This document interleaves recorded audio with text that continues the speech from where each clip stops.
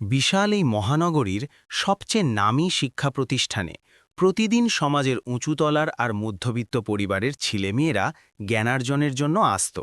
সেই কলেজের পরিবেশটা ছিল বড্ড বেশি জৌলুসপূর্ণ, যেখানে স্টাইলিশ পোশাক, নামী ব্র্যান্ডের ঘড়ি আর অনর্গল ইংরেজিতে কথা বলাটাই ছিল আভিজাত্যের প্রধান মাপকাঠি। কিন্তু সেই জাঁকজমকপূর্ণ ভিড়ের মাঝেও এমন এক তরুণ পড়ত যে সবসময় অত্যন্ত সাদাসিধে পোশাক পরত। হাতে থাকত এক পুরনো আমলের সাধারণ ঘড়ি আর দুচোখ সবসময় ডুবে থাকত পাঠ্য বইয়ের পাতায়। তার নাম ছিল আর্য। সে যে খুব দরিদ্র ছিল তা নয়, কিন্তু তার বড় হয়ে ওঠার পরিবেশ ছিল একদম মাটির কাছাকাছি, কারণ তার বাবা ছিলেন একজন আদর্শবাদী কৃষক এবং মা ছিলেন এক মমতাময়ী গৃহিণী। আর্যকে ছোট থেকেই তার বাবা মা এই শিক্ষা দিয়েছিলেন যে মানুষের প্রকৃত সম্মান তার পোশাকে নয়, বরং তার কৃষ্টি, সংস্কার আর কঠোর পরিশ্রমের মধ্যে নিহিত থাকে। তাই কলেজের এই কৃত্রিম জৌলুসের মাঝেও সে কখনো নিজেকে জাহির করার চেষ্টা করেনি। তার পুরো ধ্যানজ্ঞান ছিল কেবল পড়াশোনা আর নিজের স্বপ্ন পূরণের প্রতি। সেই একই কলেজে পড়ত ঈশানী, যে শহরের এক অত্যন্ত প্রভাবশালী ও বিত্তবান শিল্পপতি পরিবারের সন্তান ছিল। তার বাবা ছিলেন এই শহরের নামী ব্যবসায়ী এবং কলেজের প্রতিটি মানুষ তাকে এক নামে চিনত। ঈশানীর বন্ধুত্বের পরিধিও ছিল কেবল তাদের মধ্যেই সীমাবদ্ধ, যাদের ব্যাংক ব্যালেন্স ছিল আকাশছোঁয়া। ঈশানী যেমন সুন্দরী ছিল, তেমন নিজের রূপ আর অর্থের প্রতি তার ছিল প্রচণ্ড অহংকার। সে সুযোগ পেলেই সাধারণ চেহারার বা মধ্যবিত্ত শিক্ষার্থীদের বিদ্রূপ করতে ছাড়ত না। তার কাছে মনে হতো এই পৃথিবীতে টাকার চেয়ে শক্তিশালী আর মূল্যবান আর কিছুই হতে পারে না। একদিন ক্লাসের প্রফেসর হঠাৎ একটি গুরুত্বপূর্ণ প্রেজেন্টেশনের জন্য ছাত্রছাত্রীদের ছোট ছোট গ্রুপে ভাগ করে দিলেন। ঘটনাচক্রে ঈশানী আর আর্য একই গ্রুপে পড়ে গেল। এই খবর পাওয়া মাত্রই ঈশানীর মেজাজ বিগড়ে গেল এবং সে বিরক্তি প্রকাশ করল। সে নিচু গলায় তার পাশের বান্ধবীকে বলল, এই গিয়েও ছেলেটা আমার গ্রুপে এলো কিভাবে? এ তো ঠিকঠাক ইংরেজি উচ্চারণ পর্যন্ত করতে পারে না। তার বান্ধবী টিপ্পনি কেটে হাসতে হাসতে বলল, মনে হচ্ছে আজ তোমাকেও এই সাধারণ মানুষের সাথে বসেই কাজ করতে হবে। আর্য তাদের প্রতিটি কটু কথা শুনতে পেল, কিন্তু সে কোনো প্রতিবাদ করল না। সে বরাবরের মতো মৌন থাকাই শ্রেয় মনে করল। পরের দিন যখন গ্রুপের সবাই আলোচনায় বসল, তখন ঈশানী উদ্দেশ্যপ্রণোদিতভাবে আর্যকে অবজ্ঞা করতে শুরু করল। সে গ্রুপের বাকিদের সাথে অনর্গল ইংরেজিতে আলোচনা চালিয়ে যাচ্ছিল এবং আর্যকে একটি শব্দেও বলার সুযোগ দিচ্ছিল না। যখন প্রফেসর লক্ষ্য করলেন আর্য চুপচাপ বসে আছে এবং তিনি এর কারণ জানতে চাইলেন, তখন ঈশানী উপহাসের সুরে বলল, স্যার, বোধহয় ও আমাদের আলোচনার কিছুই বুঝতে পারছে না। এই কথা শুনে পুরো ক্লাসের ছাত্রছাত্রীরা হো হো করে হাসতে লাগল। কেউ কেউ তো আবার মজা করে মোবাইলে ভিডিও পর্যন্ত রেকর্ড করতে শুরু করল। সেই মুহূর্তে আর্যর মনে খুব গভীর আঘাত লাগল, কিন্তু সে নিজের আবেগকে সংবরণ করে নিল। সে শুধু অত্যন্ত শান্তভাবে বলল, স্যার, আমি যা বলার তা সরাসরি প্রেজেন্টেশনের দিনই বলব। তার কণ্ঠের এই দৃঢ়তা আর আত্মবিশ্বাস দেখে প্রফেসর নিজেও কিছুটা বিস্মিত হলেন। ক্লাস শেষ হওয়ার পর ঈশানী আর তার বন্ধুবান্ধবীরা ক্যান্টিনে বসে আড্ডা দিচ্ছিল। ঠিক সেই সময় আর্য সেখান দিয়ে হেঁটে যাচ্ছিল। ঈশানীকে দেখেই সে সজোরে বলে উঠল, সবাই দেখো, এই সেই মহারথী যে হয়তো নিজের পড়াশোনার খরচ জোগাতে পার্ট টাইম কোনো কায়িক পরিশ্রমের কাজ করে। সবাই সমস্বরে হেসে উঠল। আর্য এক মুহূর্তের জন্য থমকে দাঁড়িয়ে তাদের দিকে তাকালো। তার চোখে যন্ত্রণার ছাপ ছিল ঠিকই, কিন্তু সেই সাথে এক অদ্ভুত প্রশান্তিও বিরাজ করছিল, যেন নিজের সত্যের ওপর তার অগাধ বিশ্বাস রয়েছে। সেই রাতে সে হোস্টেলের ছাদের এক কোণে বসে নির্জনতায় অনেকক্ষণ কাটাল। তার মনে বারবার তার বাবার সেই অমর বাণীগুলো বাজছিল, বাবা, লোকে তোমাকে নিয়ে কি বলছে তা নিয়ে দুশ্চিন্তা করো না। সঠিক সময় এলে সময় নিজেই সবাইকে যোগ্য জবাব দিয়ে দেয়। সে রাতের আকাশের উজ্জ্বল নক্ষত্রগুলোর দিকে তাকালো এবং মনে মনে শপথ নিল যে সে নিজের মেধা আর পরিশ্রম দিয়ে এই অপমানের যোগ্য প্রতিউত্তর দেবে। 2 দিন পর কলেজে কাঙ্ক্ষিত সেই প্রেজেন্টেশনের দিনটি এলো। কলেজের বিশাল অডিটোরিয়াম দর্শকে কানায় কানায় পূর্ণ ছিল, কারণ সেদিন শহরের কিছু গণ্যমান্য ব্যক্তিও আমন্ত্রিত অতিথি হিসেবে উপস্থিত ছিলেন। ঈশানী নিজের ওপর অত্যন্ত আত্মবিশ্বাসী ছিল, কারণ সে ভেবেছিল আজ সে তার ব্যক্তিত্ব দিয়ে সবাইকে মুগ্ধ করে দেবে। যখন তাদের গ্রুপটি স্টেজে এসে পৌঁছালো, তখন উপস্থাপনার শুরুটা ঈশানীই করল। সে অত্যন্ত স্টাইলিশ ভঙ্গিতে স্লাইডগুলো দেখাতে শুরু করল, কিন্তু কিছু স্লাইড আসার পর সে হঠাৎ আটকে গেল, কারণ প্রেজেন্টেশনের আসল গবেষণামূলক কাজগুলো সে নিজে করেনি। ঠিক সেই মুহূর্তে সে নার্ভাস হয়ে গিয়ে আর্যর দিকে সাহায্যের দৃষ্টিকে তাকালো। জীবনের প্রথমবার তার চোখে অহংকারের বদলে অসহায়ত্বের ছাপ দেখা গেল। সে নিচু স্বরে অনুরোধ করল, আর্য, দয়া করে এবার তুমি দায়িত্ব নাও। অডিটোরিয়ামের কয়েকশো জোড়া চোখ তখন আর্যর ওপর নিবদ্ধ। আর্য ধীর স্থিপায় স্টেজে এগিয়ে এলো। সে খুব সাধারণ ভঙ্গিতে মাইক্রোফোনটি হাতে নিল এবং এমন প্রাঞ্জল ও গভীর জ্ঞানগর্ভ ইংরেজিতে কথা বলতে শুরু করল যে উপস্থিত সবাই রীতিমতো স্তম্ভিত হয়ে গেল। তার বাচনভঙ্গিতে ছিল অসাধারণ আত্মবিশ্বাস, আর প্রতিটি শব্দে মিশেছিল গভীর পাণ্ডিত্য। সে এমন কিছু নতুন তথ্য আর বিশ্লেষণ তুলে ধরল যে আগে কেউ কল্পনাও করতে পারেনি। তার বক্তব্য শেষ হওয়ার সাথে সাথেই পুরো হলঘর হাততালিতে ফেটে পড়ল। প্রফেসর থেকে শুরু করে আমন্ত্রিত অতিথিরা পর্যন্ত আসন ছেড়ে দাঁড়িয়ে তার ভূয়সী প্রশংসা করতে লাগলেন। ঈশানীর বিস্ময়ের সীমা রইল না। সে নিজের চোখকে বিশ্বাস করতে পারছিল না যে ছেলেটিকে সে দিনের পর দিন তুচ্ছ-তাচ্ছিল্য করেছে সে আসলে এতটা প্রতিভাবানও। কিন্তু নাটকের আসল চমক তখনও বাকি ছিল। প্রেজেন্টেশন শেষ হওয়ার পর কলেজের প্রিন্সিপাল মহোদয় স্টেজে উঠে মাইক নিলেন এবং বললেন, আজ আমি আপনাদের সামনে একটি বিশেষ সত্য উন্মোচন করতে চাই। আর এরপর তিনি যা বললেন তা শুনে ঈশানীর পায়ের তলার মাটি যেন সরে গেল। তার মুখ রক্তশূন্য হয়ে ফ্যাকাশে হয়ে পড়ল, আর চোখ দিয়ে টপটপ করে জল পড়তে লাগল। সে তার করা প্রতিটি কটু কথা আর প্রতিটি উপহাসের জন্য চরমভাবে অনুতপ্ত হতে লাগল। দুদিন আগে যাকে সে নিছক দরিদ্র আর সাধারণ ভেবে তুচ্ছ করেছিল, তার প্রকৃত পরিচয় জেনে তার হুঁশ উড়ে গেল। পুরো অডিটোরিয়াম এক নিমিষে স্তব্ধ হয়ে গেল এবং ঈশানী প্রথমবারের মতো জীবনের বড় এক শিক্ষা পেল যে মানুষের আসল মূল্য তার ব্যাংক ব্যালেন্স দিয়ে বিচার করা যায় না। প্রেজেন্টেশন শেষে হলভর্তি মানুষের করতালিতে কান ঝালাপালা হওয়ার উপক্রম হচ্ছিল, কিন্তু ঈশানীর মনে হচ্ছিল যেন তার চারপাশের জগৎ সেই মুহূর্তেই থমকে দাঁড়িয়েছে। তার বিষণ্ণ দৃষ্টি বারবার আর্যর দিকে চলে যাচ্ছিল, আর কানের পর্দায় সেই সব শব্দ প্রতিধ্বনিত হচ্ছিল যা সে আর্যকে অপমান করার জন্য ব্যবহার করেছিল। প্রতিটি হাততালি তার কাছে মনে হচ্ছিল যেন তার নিজের অহংকারের গালে এক একটি সজোরে চড়। ঠিক তখন প্রিন্সিপাল সাহেব পুনরায় বলতে শুরু করলেন, আপনারা হয়তো অনেকেই জানেন না যে আজ যে ছেলেটি এত নিখুঁতভাবে তার বক্তব্য পেশ করল সে কোনো সাধারণ শিক্ষার্থী নয়। পুরো অডিটোরিয়ামে পিনপতন নীরবতা নেমে এলো। সবাই চরম কৌতূহল নিয়ে শুনতে লাগল। আর্য আমাদের এই কলেজের শ্রেষ্ঠ মেধাবী ছাত্র। সে দেশের সবচেয়ে মর্যাদাপূর্ণ স্কলারশিপটি অর্জন করেছে এবং আন্তর্জাতিক স্তরে আমাদের কলেজের সম্মান বহু গুণ বৃদ্ধি করেছে। কিন্তু নিজের এই বিশাল অর্জনের কথা সে কখনো কাউকেই জানায়নি। এই কথা শোনার পর সারা হলে চাপা গুঞ্জন শুরু হয়ে গেল। ঈশানীর হৃৎপিণ্ডের ধুকপুকুনি বেড়ে গেল, কিন্তু চমকের আরও বাকি ছিল। প্রিন্সিপাল যোগ করলেন, আরেকটি বিশেষ তথ্য হল আর্যর বাবা পেশায় একজন কৃষক হলেও তিনি এই শহরের সবচেয়ে বড় অর্গ্যানিক ফার্মিং বা জৈব কৃষি প্রকল্পের কর্ণধার। তার কাজের খ্যাতি আজ দেশের সীমানা ছাড়িয়ে বিদেশেও ছড়িয়ে পড়েছে। অথচ তিনি নিজের সন্তানকে সবসময় সাদামাটা জীবনযাপনের শিক্ষা দিয়েছেন, যাতে সে মাটির শিকড়কে কখনো ভুলে না যায়। এই সত্যটি উন্মোচিত হওয়ার পর ঈশানীর হাত পা কাঁপতে শুরু করল। তার মানসপটে বারবার ভেসে উঠতে লাগল কিভাবে সে আর্যর দারিদ্র্য নিয়ে উপহাস করেছিল। তার মনে হতে লাগল যেন লজ্জায় সে মাটির সাথে মিশে যাচ্ছে। অডিটোরিয়াম থেকে বেরিয়ে আসার পর সব ছাত্রছাত্রীরা আর্যকে ঘিরে ধরল। কেউ হ্যান্ডশেক করছিল, কেউ বা তার সাথে সেলফি তোলার জন্য ভিড় জমাচ্ছিল। যে মানুষগুলো আগে তাকে অবজ্ঞা ভরে পাশ কাটিয়ে যেত, তারাই আজ তার স্তুতি গাইতে ব্যস্ত। ঈশানী কিছুটা দূরত্বে দাঁড়িয়ে এই দৃশ্য দেখছিল। তার পা যেন পাথরের মতো ভারী হয়ে গিয়েছিল। তার বান্ধবী পাশ থেকে বলল, চলো অন্তত একবার ওর সাথে কথা বলে আসি। কিন্তু ঈশানীর ভেতর থেকে কোনো সাহস পাচ্ছিল না। তার মনে অনুশোচনা আর লজ্জার এক প্রলয়ঙ্করী তুফান বয়ে যাচ্ছিল। শেষ পর্যন্ত অনেক কষ্টে নিজেকে গুছিয়ে নিয়ে সে অতি সন্তর্পণে আর্যর সামনে গিয়ে দাঁড়াল। যখন আর্য তার দিকে তাকাল, তার মুখে সেই চিরচেনা শান্ত ভাবটিই ছিল। তার দু চোখে কোনো প্রকার প্রতিশোধ স্পৃহা বা অহংকারের ছিটে ফোটাও ছিল না। ঈশানী অত্যন্ত কম্পিত কণ্ঠে বলল, আমাকে তুমি দয়া করে ক্ষমা করে দাও, আমি তোমাকে চিনতে ভুল করেছিলাম। কথাটি শেষ করেই তার দু চোখ বেয়ে জলের ধারা নামতে লাগল। আশেপাশে সবাই অবাক হয়ে দেখছিল যে ঈশানী জীবনে কখনো কারো কাছে মাথা নত করেনি, সেই দাম্ভিক মেয়েটি আজ জনসমক্ষে নতমস্তকে দাঁড়িয়ে আছে। আর্য শুধু মৃদু হাসল এবং ধীর স্বরে বলল, ঠিক আছে, মানুষ তো ভুল থেকেই শেখে। তার কণ্ঠের সেই সাবলীলতা আর নম্রতা ঈশানীকে আরও বেশি লজ্জিত করে তুলল। সেই দিনটি ঈশানীর জীবনে আমূল পরিবর্তনের সূচনা করল।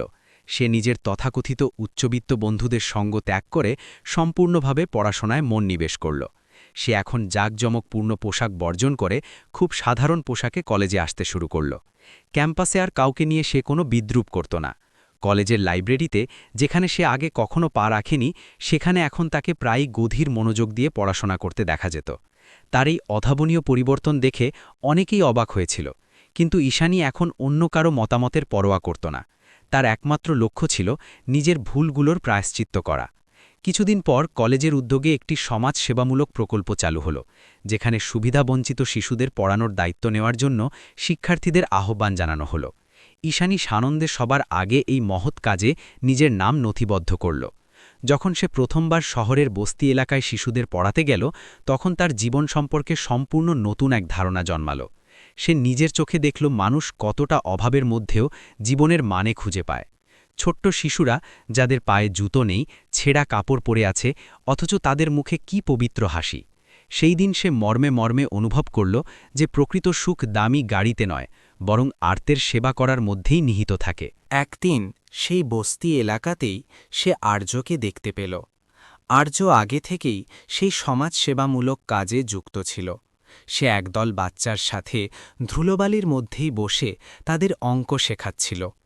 ঈশানী যখন তাকে দূর থেকে দেখছিল, তখন তার মনে এক বিচিত্র অনুভূতির সৃষ্টি হল। সেটা ছিল গভীর শ্রদ্ধা, অদম্য অনুপ্রেরণা, আর হয়তো তার চেয়েও বেশি কিছু। সে ধীরে ধীরে আর্যর কাছে গিয়ে দাঁড়াল এবং অনুচ্চ স্বরে বলল, তুমি সত্যি খুব অনন্য এক মানুষ। আর্য তার দিকে তাকিয়ে স্মিত হাসল এবং বলল, আসলে প্রতিটা মানুষই তার জায়গায় অনন্য। আমাদের শুধু দরকার তাদের মনের ভাষাটা বোঝার চেষ্টা করা। ধীরে ধীরে তাদের মধ্যে এক অমলিন বন্ধুত্বের সেতুবন্ধন তৈরি হতে থাকল। তারা দুজনে মিলে সুবিধাবঞ্চিত শিশুদের পাঠদান করত এবং লাইব্রেরিতে বসে ঘণ্টার পর ঘণ্টা পড়াশোনা করত। ঈশানী প্রথমবারের মতো উপলব্ধি করল যে হৃদয়ের সম্পর্ক কখনো সম্পদ বা সামাজিক মর্যাদা দিয়ে হয় না, তা হয় নিছক মনের মিল দিয়ে। কিন্তু তাদের এই নির্মল বন্ধুত্বে খুব শীঘ্রই কারো কুদৃষ্টি পড়ল, কারণ কলেজের ভেতরেই এমন কিছু প্রভাবশালী গোষ্ঠী ছিল যারা এই পরিবর্তন সহজভাবে নিতে পারছিল না। বিশেষ করে ঈশানীর পুরনো বন্ধু রোহান, যার ঈশানীর ওপর এক ধরনের আধিপত্য খাটানোর পুরনো অভ্যাস ছিল। রোহান ঈশানী আর আর্যর এই ঘনিষ্ঠতা কোনোভাবেই বরদাস্ত করতে পারছিল না। সে মনে মনে সংকল্প করল যে সে আর্যকে এই কলেজ থেকে কলঙ্কিত করে বের করে দেবে। সে এমন এক কুটিল ষড়যন্ত্রের জাল বুনতে শুরু করল যাতে আর্যের কেরিয়ার আর ঈশানীর তার প্রতি বিশ্বাস দুটোই সমূলে ধ্বংস হয়ে যায়। আর এই চক্রান্তই আগামী দিনে এক ভীষণ ঝড়ের পূর্বাভাস দিচ্ছিল। ঈশানী আর আর্যর এই নতুন বন্ধুত্বের গল্প এখন কলেজের প্রতিটি কোণায় আলোচনার কেন্দ্রবিন্দু হয়ে দাঁড়িয়েছিল। যেখানে শুভাকাঙ্ক্ষীরা তাদের এই ইতিবাচক পরিবর্তনের প্রশংসা করছিল, সেখানে রোহানের হৃদয়ে হিংসা আর ক্রোধের দাবানল জ্বলছিল। রোহান সবসময় ঈশানীকে নিজের সম্পত্তি মনে করত এবং তার ধারণা ছিল ঈশানী শুধু তার সাথেই থাকবে।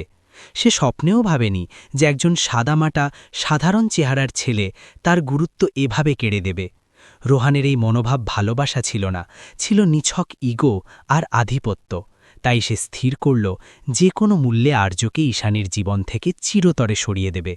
রোহান তার কতিপয় অসাধু বন্ধুর সাথে মিলে এক মারাত্মক নীল নকশা তৈরি করল। সে জানত যে একটি নামী কলেজের ছাত্রের কাছে তার ভাবমূর্তি বা ইমেজ কতটা গুরুত্বপূর্ণ, এবং কোনো ছাত্রের নামে যদি চারিত্রিক বা অপরাধমূলক অভিযোগ ওঠে তবে তার ভবিষ্যৎ ধূলিসাৎ হয়ে যেতে পারে। সে আর্যের সম্মানহানি করার জন্য এক পরিকল্পনা আঁটল। কিছুদিন পরেই কলেজে হঠাৎ করে রটে গেল যে ফিজিক্স ল্যাবরেটরি থেকে অত্যন্ত মূল্যবান ও বিরল একটি রিসার্চ ডিভাইস চুরি হয়ে গেছে। মুহূর্তের মধ্যে পুরো ক্যাম্পাসে তোলপাড় শুরু হয়ে গেল। প্রিন্সিপাল তৎক্ষণাৎ কড়া তদন্তের নির্দেশ দিলেন এবং সেই সন্ধ্যায় এক চাঞ্চল্যকর খবর সামনে এলো যে চুরির দিন শেষবার ল্যাবের আশেপাশে আর্যকে ঘুরঘুর করতে দেখা গিয়েছিল। এই সংবাদটি বাতাসের বেগে ছড়িয়ে পড়তেই কলেজের স্থিতিশীল পরিবেশ উত্তপ্ত হয়ে উঠল।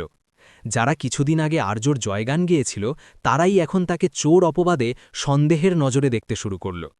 কিছু স্বার্থান্বেষী ছাত্র উচ্চস্বরে বলতে লাগল, দেখলে তো গরিব ঘরের মানুষগুলোর স্বভাব কি আর বদলায়। এই বিষাক্ত মন্তব্যগুলো ঈশানীর কানে পৌঁছাতেই তার বুক ফেটে কান্না পেল। তার একদিকে যেমন প্রচণ্ড রাগ হচ্ছিল, তেমনি অন্যদিকে বুক ভরা হাহাকার। কিন্তু তার মন বলছিল যে আর্য কোনোদিনই এমন হীন কাজ করতে পারে না। সে মুহূর্তেই আর্যর খোঁজে বেরিয়ে পড়ল। দেখল আর্য কলেজের পেছনের দিকের একটি জরাজীর্ণ গাছের নিচে পাথরের ওপর একা বসে আছে। তার চোখের কোণে বেদনার অশ্রু ছিল, কিন্তু মুখমণ্ডলে ছিল এক অদ্ভুত শান্ত ধীরতা। ঈশানী কাছে গিয়ে গভীর উদ্বেগের সাথে জিজ্ঞেস করল, আর্য, তুমি কি সত্যিই এর সাথে জড়িত? এই প্রশ্নটি শুনে আর্য কয়েক সেকেন্ড স্থির হয়ে থাকল। তার চোখের পাতা ভিজে এলো। সে মৃদু কণ্ঠে পাল্টা প্রশ্ন করল, তুমিও কি শেষ পর্যন্ত আমাকে সন্দেহ করছ? ঈশানীর হৃদয় যেন কয়েক টুকরো হয়ে গেল। সে তক্ষুনি তার হাত চেপে ধরে বলল, না আর্য, আমি শুধু তোমার মুখ থেকে সত্যটা শুনতে চেয়েছিলাম। আর্য শান্তস্বরে বলল, আমি এই কাজ করিনি, কিন্তু আমার কাছে নিরপরাধ হবার মতো কোনো চাক্ষুষ প্রমাণও নেই। পরের দিন আর্যকে অত্যন্ত অপমানজনকভাবে প্রিন্সিপালের খাস কামরায় তলব করা হলো। পুরো কলেজের সামনে তাকে জেরা করা শুরু হলো। কলেজের অনেক শিক্ষক পর্যন্ত তাকে সন্দেহের কাঠগড়ায় দাঁড় করানেন। রোহানও সেখানে ভিড়ের মাঝে দাঁড়িয়েছিল এবং তার ঠোঁটের কোণে ছিল এক পৈশাচিক জয়ের হাসি। ঈশানী এই পুরো দৃশ্য দেখে ভেতরে ভেতরে কুঁকড়ে যাচ্ছিল। তার মনে হচ্ছিল পৃথিবী যেন আবার আর্যকে সেই ঘৃণার দৃষ্টিতেই দেখছে, যেভাবে সে নিজেও একসময় দেখত। ঠিক সেই সংকটময় মুহূর্তে ঈশানী এক অভাবনীয় সাহসিকতার পরিচয় দিল। সে সবার সামনে বুক চিতিয়ে দাঁড়িয়ে বলল, আমি আর্যর ওপর পূর্ণ আস্থা রাখি। এই ঘোষণা শুনে উপস্থিত সবাই হতভম্ব হয়ে গেল। সে আরও দৃঢ়কণ্ঠে বলল, যদি আর্য সত্যিই চোর হয়ে থাকে, তবে সেই চুরির দায়ে আমিও সমান অপরাধী, কারণ চুরির সময়টা বাদ দিলে আমি সারাক্ষণ ওর সাথেই থাকি। তার এই অভাবনীয় দৃঢ়তা পরিস্থিতিকে এক নতুন মোড় দিল। কলেজের ইতিহাসে এই প্রথম কেউ কারোর জন্য এতটা ঝুঁকি নিয়ে আওয়াজ তুলল। তদন্ত প্রক্রিয়া চলতে থাকল, কিন্তু তাৎক্ষণিক কোনো অকাট্য প্রমাণ মিলল না। এরই মধ্যে ঈশানী নিজে থেকেই প্রকৃত অপরাধীকে খুঁজে বের করার সংকল্প নিল। সে কলেজের আইটি রুমের লাইব্রেরি আর ল্যাবের সিসিটিভি ফুটেজগুলো অত্যন্ত সূক্ষ্মভাবে পরীক্ষা করতে শুরু করল। রাতের পর রাত জেগে সে প্রতিটি ফুটেজ খুঁটিয়ে দেখল। অবশেষে এক মাঝরাতে সে স্ক্রিনের দিকে তাকিয়ে শিউরে উঠল। ফুটেজে পরিষ্কার দেখা যাচ্ছিল যে রোহান অত্যন্ত সন্তর্পণে গভীর রাতে ল্যাবে ঢুকেছিল এবং সেই দামি ডিভাইসটি ব্যাগে পুরে বাইরে বেরিয়ে আসছে। পরের দিন সকালেই ঈশানী সেই ডিজিটাল প্রমাণ নিয়ে প্রিন্সিপাল মহোদয়ের কাছে হাজির হল। রোহানের কুৎসিত ষড়যন্ত্র ধোপে টিকল না এবং সবার সামনে তার আসল চেহারা উন্মোচিত হল। পুরো কলেজে যেন বৈদ্যুতিক শক লাগল। রোহানকে তৎক্ষণাৎ কলেজ থেকে বহিষ্কার বা সাসপেন্ড করা হলো। যারা আর্যকে অপবাদ দিয়েছিল তারা এখন একে একে এসে আর্যর কাছে ক্ষমা প্রার্থনা করতে শুরু করল। কিন্তু আর্যর চোখে কোনো বিজয় উল্লাস ছিল না, বরং সে ব্যথিত ছিল এটা ভেবে যে মানুষের বিশ্বাস কতটা ঠুনকো হতে পারে। সেই গধূলি বেলায় ঈশানী আর্যর কাছে গিয়ে দাঁড়াল। তার দুচোখ তখন প্লাবিত। সে বাষ্পরুদ্ধ কণ্ঠে বলল, আমি আগেও একবার তোমাকে ভুল বুঝেছিলাম, কিন্তু এবার আমি শেষ মুহূর্ত পর্যন্ত তোমার পাশে থেকেছি। আর্য তার দিকে এক অপার্থিব মায়াবী নজরে তাকিয়ে বলল, তুমি শুধু আমার পাশে নয় ঈশানী, তুমি সত্যের পাশে দাঁড়িয়েছ। সেই অপরাহ্নে দুজনের মধ্যে এক অবর্ণনীয় আত্মিক টান অনুভূত হল। কিন্তু গল্পের এই রোমাঞ্চকর যাত্রায় এখানেই ইতি টানেনি, কারণ কিছুদিন পরই এমন এক ভয়াবহ ঘটনা ঘটতে চলেছিল যা আর্য আর ঈশানীর জীবনকে এক কঠিন পরীক্ষার সম্মুখীন করে দেবে। আর এই ঘটনাই হওয়ার কথা ছিল তাদের সম্পর্কের অগ্নি পরীক্ষা। রোহানের চক্রান্তের পর্দাফাঁস হওয়ার পর কলেজের পরিবেশ যেন এক অদ্ভুত শান্তিতে ভরে গেল। এখন শিক্ষার্থীরা আর্যকে কেবল একজন মেধাবী ছাত্র হিসেবেই নয়, বরং এক অপরাজেয় ও সৎ ব্যক্তিত্বের প্রতীক হিসেবে শ্রদ্ধা করতে শুরু করেছিল। তবে আর্যর মনের গহীনে কোথাও না কোথাও একটা চিনচিনে ব্যথা এখনও রয়ে গিয়েছিল। সে বুঝতে পেরেছিল যে সমাজের দৃষ্টিভঙ্গি কতটা অস্থির। আজ যারা জয়ধ্বনি দিচ্ছে, কাল তারাই আবার অন্ধ সন্দেহের বশবর্তী হতে পারে। এই চরম সত্যটি তাকে আরও বেশি মিতভাষী আর গাম্ভীর্যপূর্ণ করে তুলেছিল।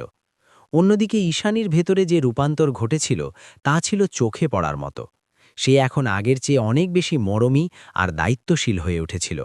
সমাজের অবহেলিত মানুষের কষ্টের মাঝে সে এখন নিজের পুরনো দম্ভের পরাজয় দেখতে পেত। একদিন কলেজের শিক্ষা সফরের অংশ হিসেবে পাহাড়ি অঞ্চলে একটি এডুকেশনাল ট্রিপের পরিকল্পনা করা হলো। পুরো ক্যাম্পাসে খুশির হিল্লোল বয়ে যাচ্ছিল। সব ছাত্রছাত্রীরা এই রোমাঞ্চকর যাত্রার জন্য উদ্গ্রীব হয়েছিল। ঈশানীও এই ট্রিপ নিয়ে ভীষণ রোমাঞ্চিত ছিল, কারণ এটিই ছিল তার জীবনের প্রথম ঘর ছাড়া স্বাধীন কোনো সফর। আর্যও সেই ট্রিপে যোগ দিয়েছিল, কিন্তু তার ষষ্ঠেন্দ্রিয় যেন বারবার কোনো অমঙ্গলের সংকেত দিচ্ছিল। এক ধরনের অজানা অস্থিরতা তাকে কুড়ে কুড়ে খাচ্ছিল। সে কয়েকবার সফরটি বাতিল করার কথাও ভেবেছিল, কিন্তু ঈশানীর উপচে পড়া আনন্দ দেখে সে নিজেকে আটকে রাখল। ট্রিপের প্রথম দিনটি ছিল স্বপ্নের মতো সুন্দর। নীল আকাশ আর সবুজ পাহাড়ের মিতালি দেখে সবাই মুগ্ধ হল। অগণিত ছবি তোলা আর হুল্লোড়ে সময়টা কেটে যাচ্ছিল। আর্য আর ঈশানীও তাদের বন্ধুদের সাথে সেই নির্মল আনন্দ ভাগ করে নিচ্ছিল। পড়ন্ত বিকেলে সবাই সূর্যাস্ত উপভোগ করার জন্য এক খাড়া পাহাড়ের চূড়ায় জড়ো হলো। স্থানটি ছিল অত্যন্ত মনোরম, কিন্তু সেই সাথে বিপজ্জনকও বটে। পাহাড়ের রেলিংটি অনেক জায়গায় ভেঙে গিয়েছিল, কিন্তু প্রকৃতির রূপসুধায় মগ্ন শিক্ষার্থীদের সেদিকে ভ্রুক্ষেপ ছিল না। ঈশানীর ছোটবেলা থেকেই উচ্চতা নিয়ে এক ধরনের ভীতি বা ফোবিয়া ছিল, কিন্তু সেদিন সে স্থির করল যে সে তার এই মানসিক দুর্বলতাকে জয় করবে। সে সাহসে ভর দিয়ে ধীর লয়ে পাহাড়ের একেবারে কিনারার দিকে এগিয়ে গেল। আর্য তাকে বারবার সজাগ থাকতে বলছিল এবং দূরে আসার অনুরোধ করছিল, কিন্তু ঈশানী হাসি মুখে জবাব দিল, এখন আমি আর ভয়কে সাথী করে বাঁচতে চাই না আর্য। ঠিক সেই মুহূর্তেই ঘটে গেল এক প্রলয়ঙ্করী দুর্ঘটনা। ঈশানীর পা হঠাৎ পিছলে গেল। কয়েক সেকেন্ডের মধ্যেই সব এলোমেলো হয়ে গেল। সে নিয়ন্ত্রণ হারিয়ে পাহাড়ের অতল গহ্বরের দিকে পড়তে শুরু করল। চারদিকে আকাশ বাতাস কাঁপিয়ে চিৎকার শুরু হয়ে গেল। আর্য এক মুহূর্তের জন্য নিজের প্রাণের মায়া করল না। সে উল্কার বেগে ঈশানীর পেছনে ঝাঁপিয়ে পড়ল। কোনো মতে সে ঈশানীর একটি হাত শক্ত করে আঁকড়ে ধরতে পারল ঠিকই, কিন্তু নিজে ভারসাম্য রক্ষা করতে না পেরে এক ধারালো পাথরের সজোরে ধাক্কা খেল। তার হাতটি পাথরের আঘাতে মারাত্মকভাবে জখম হল। অঝরে রক্ত ঝরছিল, কিন্তু প্রাণের অধিক প্রিয় ঈশানীর হাতটি সে একবারের জন্য আলগা হতে দেয়নি। ওপর থেকে অন্য শিক্ষার্থী আর গাইডরা দ্রুত দড়ি নিয়ে এগিয়ে এলো এবং অনেক প্রচেষ্টার পর দুজনকে ওপরে টেনে তোলা সম্ভব হলো। ঈশানী অলৌকিকভাবে বেঁচে গেল এবং সে সম্পূর্ণ সুরক্ষিত ছিল, কিন্তু আর্য মারাত্মকভাবে রক্তাক্ত আর সংজ্ঞাসীন হয়ে পড়েছিল। তাকে তড়িঘড়ি করে স্থানীয় হাসপাতালে স্থানান্তর করা হলো। ঈশানী অ্যাম্বুলেন্সের পুরো রাস্তা অঝরে কাঁদতে থাকল। তার কেবলই মনে হচ্ছিল যে এই ভয়াবহ ঘটনার জন্য একমাত্র সেই দায়ী। হাসপাতালে পৌঁছানোর পর ডাক্তাররা দীর্ঘক্ষণ পরীক্ষার পর জানালেন যে আর্যর হাতের স্নায়ুতে গভীর আঘাত লেগেছে এবং সম্ভবত দীর্ঘদিন সে তার হাতটি স্বাভাবিকভাবে ব্যবহার করতে পারবে না। এই কথাটি শোনা মাত্রই ঈশানীর মাথায় যেন আকাশ ভেঙে পড়ল, কারণ আর্যর সমস্ত পড়াশোনা, লেখালেখি আর সোনালী ভবিষ্যৎ তার এই হাতের উপরই নির্ভর ছিল। পরবর্তী বেশ কয়েকটা দিন ঈশানী এক মুহূর্তের জন্যেও হাসপাতাল থেকে নড়ল না। সে প্রথমবারের মতো নিজের অস্তিত্ব দিয়ে অনুভব করল যে প্রিয়জনকে হারানোর ভয় কতটা যন্ত্রণাদায়ক হতে পারে। সে প্রতিটা নিঃশ্বাসে ঈশ্বরের কাছে আর্যর সুস্থতা কামনা করছিল। এক গভীর নিশীথে যখন আর্যর জ্ঞান ফিরল, সে দেখল ঈশানী তার শিয়রে বসে আছে। ঈশানীর চোখে কোনো ঘুম নেই, ছিল কেবল নিবিড় মমতা আর এক রাশ দুশ্চিন্তা। আর্য খুব ক্ষীণ স্বরে জিজ্ঞেস করল, তুমি সুস্থ আছো তো ঈশানী? এই কথাটি শোনামাত্রই ঈশানী আর নিজেকে সামলাতে পারল না। সে হু হু করে কেঁদে উঠল। সে কান্না ভেজা গলায় বলল, তুমি কেন আমার জন্য নিজের জীবন বিপন্ন করতে গেলে? আর্য একফালি হাসি দিয়ে বলল, যদি তোমার কিছু হয়ে যেত তবে এই বেঁচে থাকাটা আমার কাছে অর্থহীন হয়ে যেত। সেই মাহেন্দ্রক্ষণে ঈশানীর মনের গোপনে সযত্নে লুকানো ভালোবাসা শেষমেশ শব্দের রূপ নিল। সে প্রথমবারের মতো তার অন্তরের গহীন থেকে বলে উঠল, আমি তোমাকে অনেক ভালোবাসি আর্য। পুরো কেবিনে এক স্বর্গীয় নীরবতা নেমে এলো। আর্য পলকহীন দৃষ্টিতে তার দিকে তাকিয়ে রইল এবং তার চোখও অশ্রু সজল হয়ে উঠল। সে বলল, আমিও তোমাকে অনেক আগে থেকেই মনে ঠাঁই দিয়েছিলাম, কিন্তু আমার সংশয় ছিল যে আমাদের সামাজিক অবস্থানের আকাশ পাতাল পার্থক্য হয়তো আমাদের এক হতে দেবে না। সেই রাতে তাদের দুটি মন এক সূত্রে গেঁথে গেল, কিন্তু নিয়তি যেন আরও বড় কোনো পরীক্ষা নেওয়ার জন্য অপেক্ষা করছিল। সেই রাতেই ডাক্তার একটি মেডিকেল রিপোর্ট নিয়ে এলেন যা ঈশানীকে পাথরের মতো স্তব্ধ করে দিল। ডাক্তার জানালেন যে আর্যর হাতের চোট কোনো সাধারণ জখম নয়, এর স্নায়ু বা নার্ভ এমনভাবে ক্ষতিগ্রস্ত হয়েছে যে উপযুক্ত উন্নত চিকিৎসা ছাড়া সে আর কোনোদিনই আগের মতো লিখতে বা কাজ করতে পারবে না। এই সংবাদটি ঈশানীর নিঃশ্বাস যেন বন্ধ করে দিচ্ছিল। তার মনে হল ঈশ্বর যেন আবারও তার ধৈর্যের পরীক্ষা নিচ্ছেন। ঈশানী সেই রাতেই এমন এক কঠোর সিদ্ধান্ত গ্রহণ করল যা তার জীবনের গতিপথ আর আর্যর ভবিষ্যৎ চিরতরে বদলে দেওয়ার ক্ষমতা রাখত। সে মনে মনে শপথ করল যে কোনোভাবেই সে আর্যর স্বপ্নগুলোকে মুকুলে ঝরে যেতে দেবে না। এর জন্য যদি তাকে পৃথিবীর সবচেয়ে কঠিন ত্যাগও স্বীকার করতে হয়, তবে সে তা করবে। ডাক্তারের সেই অশুভ বার্তা শোনার পর ঈশানীর চোখে সারা রাত ঘুমের লেশমাত্র ছিল না। তার মাথায় হাজারো চিন্তার ঝড় বইছিল। বারবার চোখের সামনে সেই করুণ দৃশ্যটি ভেসে উঠছিল, যেখানে আর্য নিজের প্রাণের তোয়াক্কা না করে তাকে নিশ্চিত মৃত্যুর হাত থেকে ফিরিয়ে এনেছিল। তার বারবার মনে হচ্ছিল যে আর্যর জীবনের এই স্থিরতার জন্য একমাত্র সেই দায়ী। কিন্তু সেই অন্ধকার রাতেই ঈশানী এমন এক সিদ্ধান্তে উপনীত হল যা তার মানসিকতা, তার ভালোবাসা আর তার আভিজাত্য সব কিছুকে আমূল বদলে দিল। সে দৃঢ় প্রতিজ্ঞ হল যে কোনো মূল্যে সে আর্যর স্বপ্নগুলোকে সজীব করে তুলবে। পরদিন প্রভাতে সে সরাসরি প্রধান চিকিৎসকের চেম্বারে গেল। সে খুঁটিনাটি সবকিছু জেনে নিল, চিকিৎসা পদ্ধতি, জরুরি অপারেশন, থেরাপি, এমনকি প্রয়োজনে বিদেশে উন্নত চিকিৎসার খরচ কত হতে পারে। ডাক্তার দীর্ঘশ্বাস ফেলে জানালেন যে আরোগ্যলাভ সম্ভব ঠিকই, তবে এই চিকিৎসা অত্যন্ত ব্যয়বহুল এবং অনেক সময়ের প্রয়োজন। ঈশানী এক মুহূর্তও দ্বিধা না করে অত্যন্ত আত্মবিশ্বাসের সাথে বলল, খরচ নিয়ে আপনি বিন্দুমাত্র চিন্তা করবেন না ডাক্তারবাবু, আপনি শুধু আর্যকে সুস্থ করে তোলার দায়িত্ব নিন। তার দুচোখের অটল সংকল্প আর সততা দেখে সেই অভিজ্ঞ চিকিৎসক নিজেও তাজ্জব হয়ে গেলেন। কিন্তু বড় চ্যালেঞ্জটি ছিল তার পারিবারিক মহলে। যখন ঈশানী এই খরচের কথা আর আর্যর চিকিৎসার সংকল্প তার বাড়িতে জানাল, তখন তার বাবা রাগে অগ্নিশর্মা হয়ে উঠলেন। তিনি চিৎকার করে বললেন, তুমি সামান্য এক অচেনা ছেলের জন্য নিজের সুন্দর জীবন আর ভবিষ্যৎ কেন জলাঞ্জলি দিচ্ছ? তোমার কি একটুও খেয়াল নেই যে তোমার পারিবারিক মর্যাদা বা স্টেটাস কি? এই নিষ্ঠুর কথাগুলো শুনে ঈশানীর চোখে জল এসে গেল ঠিকই, কিন্তু এবার সে নীরব হয়ে সব সয়ে নিল না। সে জীবনে প্রথমবার তার প্রভাবশালী বাবার চোখের দিকে সরাসরি তাকিয়ে বলল, বাবা, স্টেটাস বা সামাজিক মর্যাদা মানবতার চেয়ে বড় হতে পারে না। আজ যদি আর্য নিজের জীবন বাজি রেখে আমার প্রাণ রক্ষা না করত, তবে তোমার এই তথাকথিত স্টেটাস দিয়েও আমাকে আর ফিরে পেতে না। এটা আমার কর্তব্য যে এই সংকটে আমি তার ঢাল হয়ে দাঁড়াই।